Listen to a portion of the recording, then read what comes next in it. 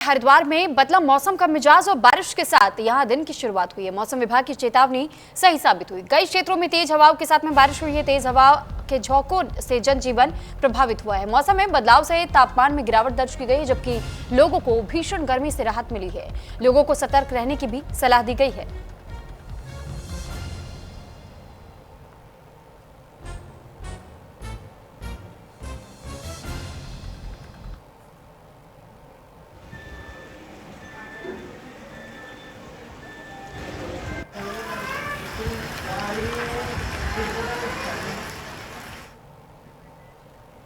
तो वहीं रुद्रप्रयाग के एआरटीओ कुलवंत सिंह चौहान ने बताया कि रुद्रप्रयाग जिले में केदारनाथ यात्रा के दौरान तीर्थयात्रियों की बढ़ती संख्या को देखते हुए परिवहन विभाग ने महिलाओं और बुजुर्ग तीर्थयात्रियों की सुविधा के लिए 20 विशेष वाहन आरक्षित करके एक विशेष पहल की है। इस कदम का उद्देश्य यात्रा को सुगम और सुरक्षित बनाना है। इस साल केदारनाथ धाम में श्रद्धालुओं की अभूतपूर्व भीड़ देखी जा रही है और इसे ध्यान में रखते हुए रुद्रप्रयाग और साथ ही परिवहन विभाग ने यात्रा के दौरान बेहतर प्रबंधन और सुरक्षा सुनिश्चित करने के लिए एक महत्वपूर्ण कदम उठाया है।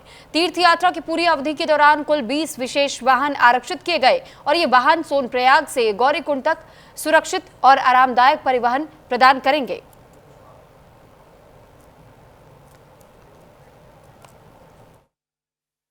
जो जैसा आपको पता ही है कि गौरीकुंड से और सोनप्रयाग के बीच में बाहर से आने वाले वाहनों को संचालित होने की अनुमति नहीं दी जाती। वहां पर केवल सकल सेवा के वाहन द्वारा ही यात्रियों को ले जाया जाता है। तो इसके लिए गत वर्ष भी हमने यह प्रयास किया था कि महिलाओं को और बुजुर्गों को वहां पर समस्या का सामना न करना पड़े, उन्हें आसानी से ही सकल सेवा के वाहन उपलब्ध हो जाए। तो उसके लिए गत वर्ष भी हमने कुछ वाहनों को उसके लिए आरक्षित किया था। इस वर्ष भी 20 वाहनों को फिलहाल इसके लिए आरक्षित किया गया है, जो कि जब भीड़ होगी तो उस समय केवल महिलाओं और बुजुर्गों को लाने ले जाने का कार्य करेंगे। तो केदारनाथ धाम, जहां इस समय देश भर से लाखों श्रद्धालु बाबा केदार के दर्शन करने के लिए पहुंच रहे हैं, वहीं धाम की सुरक्षा व्यवस्था पर उस समय बड़े सवाल खड़े हुए जब एक संदिग्ध युवक के पास से बंदूक मिलने की खबर सामने आई। पुलिस इसे सघन चेकिंग अभियान की कामयाबी बता रही है और बरामद बंदूक को खिलौना कह रही है, लेकिन स्थानीय सूत्रों की माने तो मामला पुलिस की कहानी से काफी अलग है। बताया जा रहा है कि रायबरेली निवासी युवक दर्शन करने के लिए धाम पहुंचा था और इसी दौरान एक टेंट संचालक को उसके सामान पर शक हुआ। कपड़े में लिपटे सामान को देखने पर मामला संदिग्ध लगा और तुरंत पुलिस और एलआईयू को सूचित किया गया। देखते ही देखते इलाके में यहाँ लोगों के बीच में थोड़ी सी घबराहट जरूर देखने को मिली, लेकिन सबसे बड़ा सवाल ये कि आखिर इतनी सुरक्षा और चेकिंग के दावों के बीच संदिग्ध युवक धाम तक पहुंचा कैसे।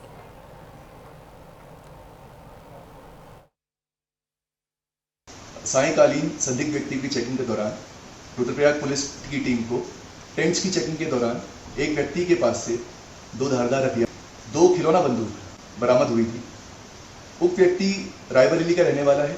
इसके परिवार से पूछताछ में ज्ञात हुआ कि उक्त व्यक्ति जो है मानसिक तौर पर अस्वस्थ है। पूछताछ जारी है और उचित वैधानिक कार्रवाई अमल में लाई जाएगी।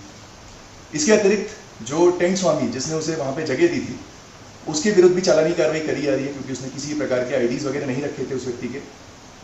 इसके अतिरिक्त जनमानस से भी अपील है, एक तो किसी प्रकार की अफवाहों पर ध्यान न दें। इसके अतिरिक्त किसी प्रकार के संदिग्ध व्यक्ति की कोई भी सूचना हो तो त्वरित तौर पर पुलिस तक उस सूचना को पहुंचाएं।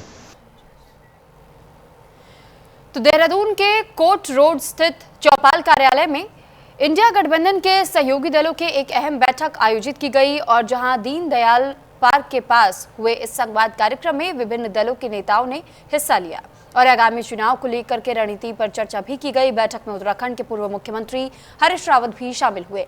बैठक का मुख्य उद्देश्य आपसी तालमेल को मजबूत करना और चुनाव से पहले साझा रणनीति तैयार करना है। वहीं इस मौके पर पूर्व मुख्यमंत्री हरीश रावत ने कहा कि बदलते राजनीतिक हालात में सहयोगी दलों के बीच लगातार संवाद बेहद जरूरी है।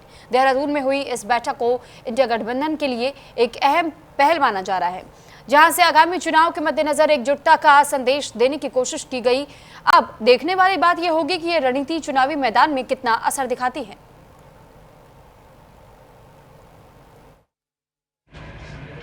राज्य भर में आगे चलाऊंगा और अपने सब सहयोगियों का साथ भी दूंगा। मैंने अपनी पार्टी को भी इस विषय में सूचित कर रहा हूं और मैं समझता हूं कि उत्तराखंड के अंदर जो संघर्ष की ताकतें हैं, जो जनता की जनता की लड़ाई लड़ने वाली ताकतें, चाहे वो कहीं हो, किसी रूप में हो, किसी बिल्ले के साथ हो, उन सबको एक कॉमन कॉज बनाना पड़ेगा कि भाई संविधान और संवैधानिक मूल्यों की।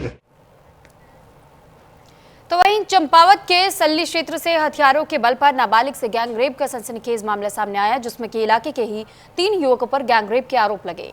बता दें कि नाबालिग के पिता ने कोतवाली में 3 लोगों पर आरोप लगाते हुए कोतवाली में घटना की तहरीर दी।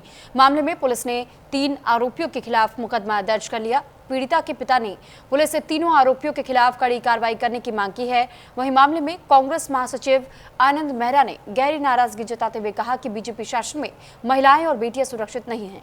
उन्होंने पुलिस से तुरंत ही आरोपियों की गिरफ्तारी कर कड़ी कार्रवाई करने की मांग की। मामले को लेकर के अब प्रदेश की राजनीति भी गर्मा चुकी है। कांग्रेस प्रदेश अध्यक्ष सहित विपक्षी नेता मामले में सरकार को घेरने में लगे हुए हैं।